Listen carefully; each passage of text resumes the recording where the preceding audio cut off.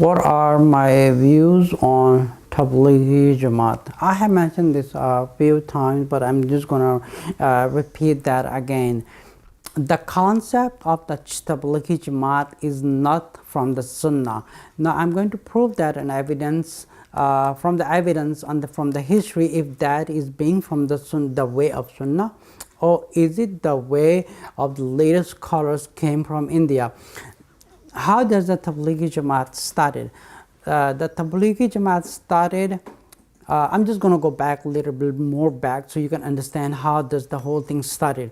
When there was British rulers in India, they were trying to corrupt everyone into the non-Islamic things.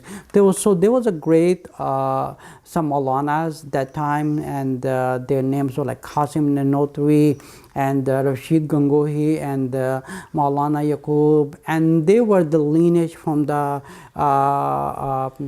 there was a great scholar in their lineage. It was being called, he was called Imdadullah Muhajir Makki. So there was a scholars from that subcontinent in India when there was a British rulers and they're trying to corrupt the Islam. So these scholars, Rashid Gangohi, Maulana Yaqub and the Qasim Nanoti, they came up with an idea to put the foundation of Islam, to do for something for the Islam. So they put the first foundation at around like 1865 or something like that. They put the first foundation. It was called Darul Uloom. It was being based in the Deoband, India, and that's where they put the foundation of the. So they set up something totally brand new system of education. They started from India.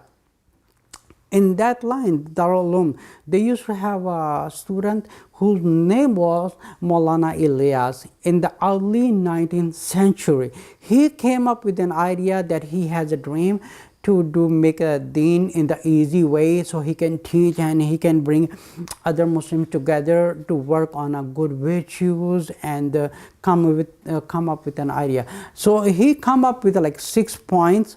And the Darul Uloom, they come up with a system of education where the first lesson they come to teach the Muslim is the 6 kalimas, which I have already mentioned into my other lectures.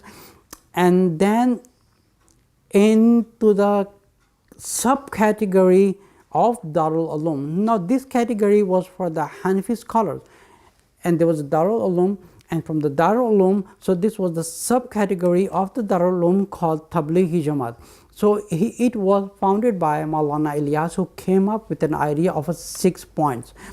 It was started in the 19th century from India, and this was being widespread, and also like maybe a year before, 2 years before, also the Tablighi Jamaat has been broken into more subcategories. So nobody is being like joined together. So they are being like dividing more.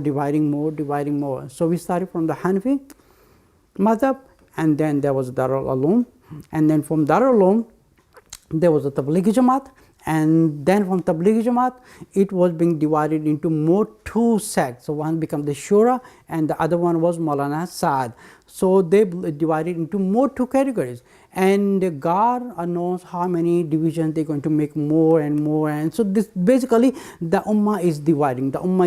So they need to go back and stick to the authentic education, which is like the Quran, and stick to the Sahih Hadith. That's authentic and that's an original orthodox of Islam, to stick with that. So the Tablighi Jamaat started from the early 19th century with the concern that to bring all the Muslims. Now what is the bad effect about that? Now you're looking, if you go into the history right now, you will be able to find that this category has been divided into the subcategory, and now again this is being divided into the subcategory. Now it's being keep dividing more and more. So what are the people who are stick to the original orthodox madhab was from the Prophet ﷺ. It was the Quran and the Sahih Hadith, but just restricted them to the Sahih Hadith. They are called Ahl Hadith, or they are called being Salaf. These are the people who's being stick to the